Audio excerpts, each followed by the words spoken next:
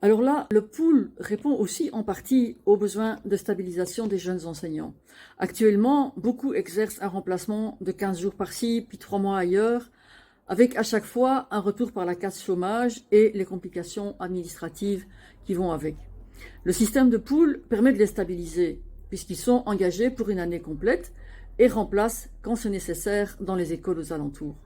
Entre deux remplacements, les profs concernés pourraient aussi assurer des remédiations ou aider les enseignants dans l'école à laquelle ils seraient attachés.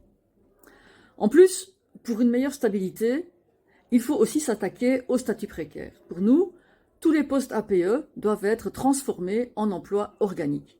Et nous nous engageons à examiner les raisons pour lesquelles certaines nominations prennent autant de temps, afin de voir s'il n'est pas possible d'accélérer le processus. S'agissant des statuts de l'enseignant, il faut évidemment les moderniser et les harmoniser.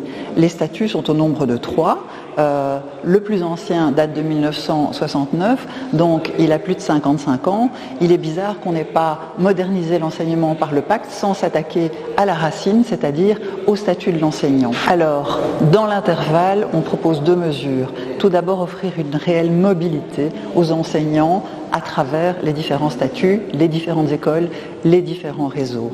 Et ensuite, offrir beaucoup plus de stabilité aux enseignants qui débutent, aux enseignants qui ne sont pas nommés, car il n'est pas juste de se trouver dans une situation où il y a une telle distorsion entre la situation d'un enseignant qui n'est pas nommé et la situation d'un enseignement qui bénéficie d'une nomination. De stabilité en début de carrière pour les enseignants est en effet un critère pour leur départ, même si ce n'est pas l'essentiel. Pour justement cette attractivité du métier et éviter ce manque de stabilité, on propose vraiment de renforcer ces pools de remplacement avec un contrat d'1 an où on va aider dans les écoles où des profs sont absents. Alors bien sûr, l'attractivité du métier passe aussi par l'insertion correcte dans le monde de l'enseignement, avec un accompagnement de l'enseignant référent, avec aussi quelques facilités pour le jeune enseignant, comme par exemple lui permettre d'avoir des cours en parallèle et donc un peu moins de cours à préparer, de ne pas avoir des classes trop difficiles non plus et un horaire correct qui lui permette justement de préparer ses cours. Le PS souhaite prendre des mesures supplémentaires pour stabiliser l'enseignant plus rapidement dans sa fonction. Objectivement, les statuts actuels sont d'une grande complexité, peu lisibles pour un enseignant qui entre en fonction, et finalement, ils freinent la carrière et la mobilité en cours de carrière.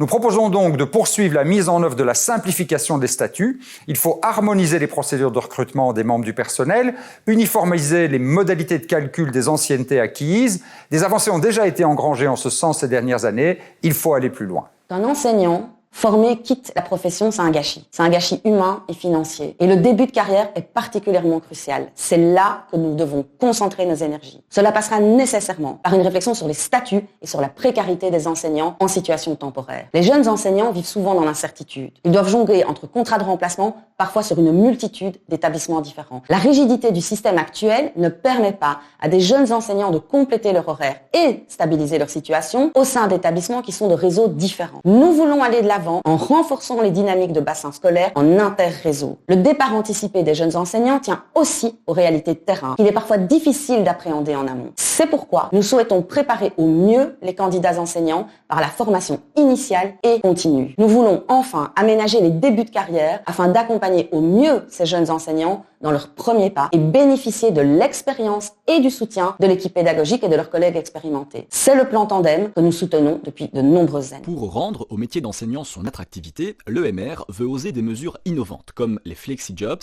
le recours à des experts ou l'enseignement hybride, les travailleurs partagés ou qui souhaitent prester une partie de leurs heures dans l'enseignement. Nous proposons aussi de mieux accompagner les nouveaux enseignants en développant le système de tutorat, la collaboration et les outils de support.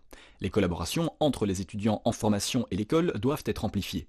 Il faut également prévoir des modules de formation continue pour les enseignants débutants et les enseignants de seconde carrière. Nous voulons encore moderniser le statut pour accélérer l'accès à un emploi stable, pérenne, faciliter la mobilité interréseau, reconnaître l'ancienneté barémique acquise dans le privé ou faciliter les carrières mixtes. Nous voulons enfin assouplir le décret titres et fonctions. Il est trop contraignant et contribue à réduire l'attractivité de la profession. Si le resserrement des titres et l'exigence d'une formation pédagogique sont des points positifs, il faut cependant élargir les possibilités de recrutement et offrir des perspectives de carrière aux personnes qui viennent d'autres secteurs.